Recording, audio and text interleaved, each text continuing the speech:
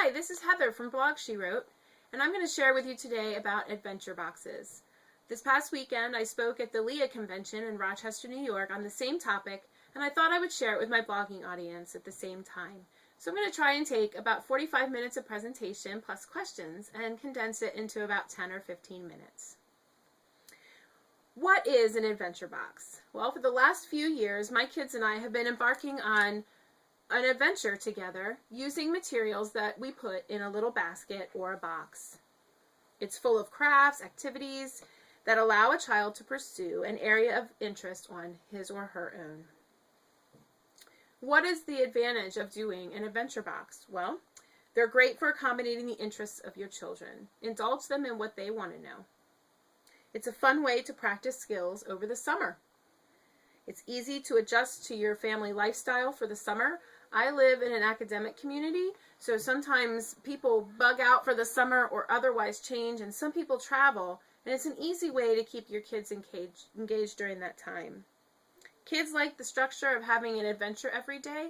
We're going to talk about how you might structure that in different ways to accommodate your different children. And it cuts down on the "I'm bored" comments. I know that we've all been there. It allows you to connect with your kids throughout the summer. I love to hear what my kids are learning about and what they're reading about, and I try to make the time to do that every day so that they can share with me what they've been reading that I haven't been. It makes time for being creative. Even your non-creative kids need to have some creative time. So if you're investing in putting together a basket, then you're going to take the time to help them to be creative every day.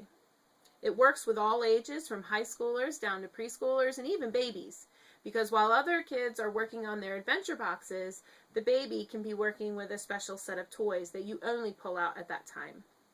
And it encourages the family adventure. Maybe you aren't going to embark on several different adventures all at once, and instead you're going to, as a family, make some discoveries together at all different levels. That's okay too. So how do you start? Once you've decided that you want to try this thing called adventure boxes, what do you do to get started? The first thing you want to do is to conference with your kids about what they're interested in and what they want to learn. You could decide for them, and if they're really young, you might want to do that. But as they get older, you definitely want to bring them to the table and discuss with them what it is that they want to learn more about.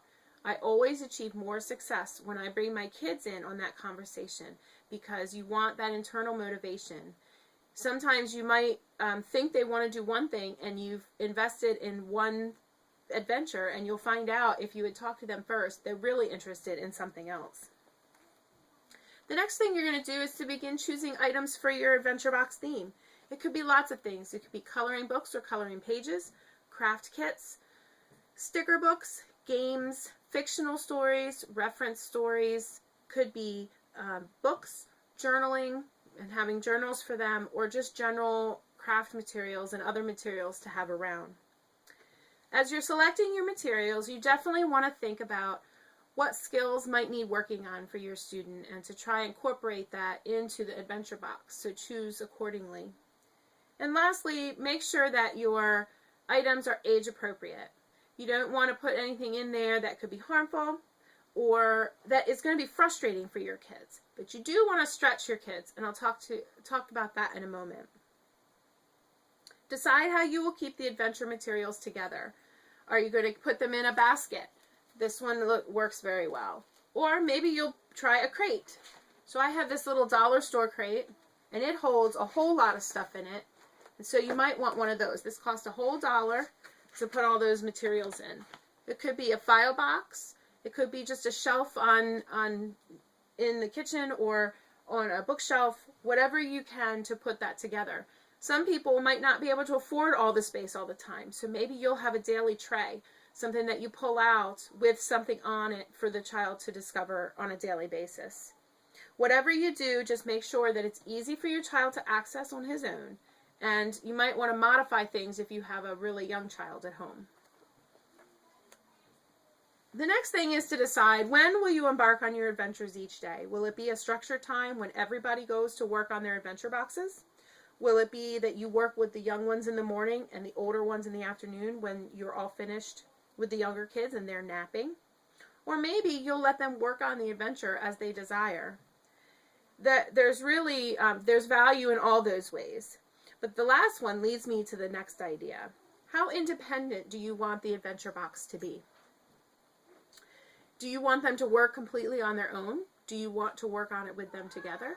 I'm going to suggest that you do a combination of those. Do a combination so that you can encourage your kids to be independent while still keeping connected with them during the adventure. How can you structure your day to allow the adventure boxes to be used the way that you would like them to be used?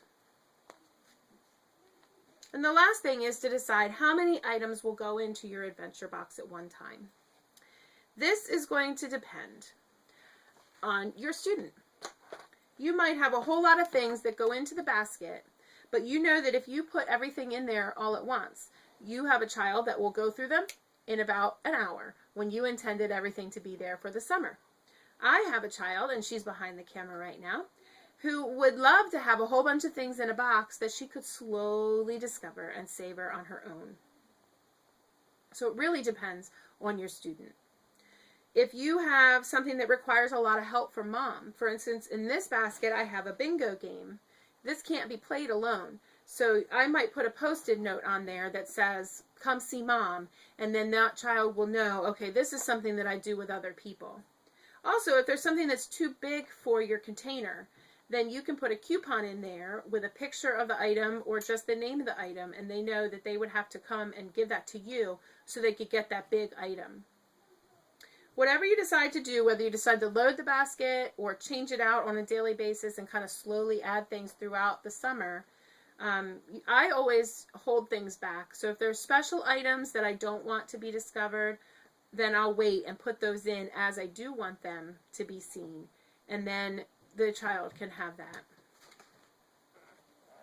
So now I've gone over what an adventure box is, why they're beneficial, and how to go about putting them together. The next thing I want to do is share a few ideas with you that you can use for your own adventure boxes. So the first one I'm going to share are the Little House. Is the Little House adventure. Little House is such a quintessential homeschool topic. Everyone loves Laura Ingalls and her different adventures along the way. Even the boys at my house love Little House because there's a lot of adventure and a lot of rough stuff that happens in a Little House book. But in addition to that, they have so many products out there that go with Little House that you can get from the library, or you can even find internet sites that have things for free. So you can do history with Little House. They have a craft book. We have a cookbook. And of course, you can always try sewing your own 9-patch quilt. This is one that ours started not that long ago.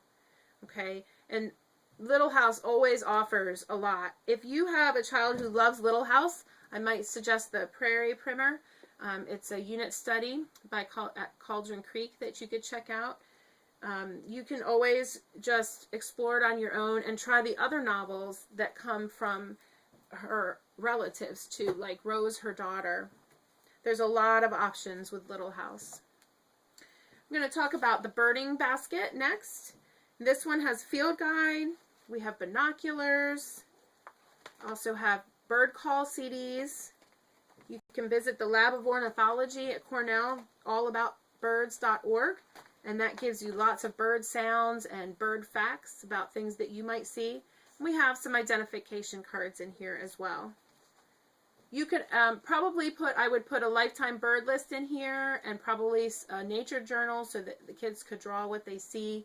And this is specific to birds, but you could make a nature pack for your kids. So I have a kid who's nature smart and he likes bugs and he loves to check things out. And probably for him, a good nature basket would include field guides about bugs, things that he could use to collect bugs and to notice them and to write about them and to draw them. He would love all of those things. The next one is the navigation and exploration box. You could do, this has Lewis and Clark Bingo in it, along with the captain's dog, or you can take a different route. You can talk about different explorers during the colonial period and the adventures that they had. Navigation and exploration is a perfect time to learn how to use a compass. This particular compass comes from Home Science Tools. It's a great little compass, and my kids have learned how to make a sighting on their own location using a compass and a ruler. So books on maps and compasses. This is one of our favorite stories, Carry On, Mr. Bowditch. It's a Newbery Honor book, and it's about a common man who became a navigator, which at that time was a pretty tough thing to do. He wrote the seminal work on American navigation that's still in use today. So many options when it comes to exploration, because there are lots of stories that have to do with travel, like Robinson Crusoe. And you could do geography and maybe use a sextant and learn about those things that way. I'm working on an ebook on my navigation unit, and when that's available, I'll make sure to share it with everybody. Another idea for a kid who likes science, I'll show you what J6 has been working on lately. He found this book in our chapter book box called Color Day Relay. This is a Magic School Bus chapter book, and he's so clever. He found our Pocket Science book and our Science Activities volume that has to do with light and mirrors. So if you've never seen a book like this, if you look at the text, this is pretty easy for a kid that's 6, 7 years old to read and follow on his own, and that's what J6 has been doing. He recently picked up his flashlight, and he has made a pinhole in the end of a paper. I've seen him use different colored filters like these on the end of it from a kit that I bought ages ago that has a prism in it, has concave lenses, so that you can discover some things about light. Another one is the Pop Bottle Science book. If you have a child interested in science and chemistry, this book comes in the bottle that you do all the experiments in. This is less than $10 at even a bookstore or AC Moore, craft store, Hobby Lobby, places like that carry some of these materials. And the last one I'll talk about is the sewing basket for now. My daughter, as you know, does a lot of sewing, so she's passed the basic supply list for her adventure box, but she did recently get a book called Sew Serendipity Bags. Has patterns in the back, but R is very fond of making her own patterns, as some of you who follow the blog know. And so she is very good at picking up books and reading and then trying to create something on her own. And that's what she's done here. She's working on a quilted bag, and this is her first time doing that. So it has batting in the center, and she's done the chalk lines to follow when she does her stitches across. And this is going to turn into a little handbag when she is finished with it. So remember that if you are pouring into a passion for your student and you're putting an adventure box together for that, that you want to kind of press and challenge that experienced student so that they will do something more. Consider using adventure boxes to pour into a child's passion, to have some summertime focused fun, as a passion pursued in the afternoon after formal lessons, for a unit study during the school year, and this is a great way if you're not a unit study family to try out the unit study format. You can use it as an independent study any time of the year. Think of it for high schoolers as a short course, something that they could take in the midst of their other work that would allow them to explore some new things. And you can use it during any unusual schooling circumstance, like travel or illness, mom's on bed rest, whatever it might be. The adventure box can fill a gap for you. I hope you've enjoyed this little vlog entry. If you have any questions, please feel free to email me, or you can leave a comment right here. Thanks.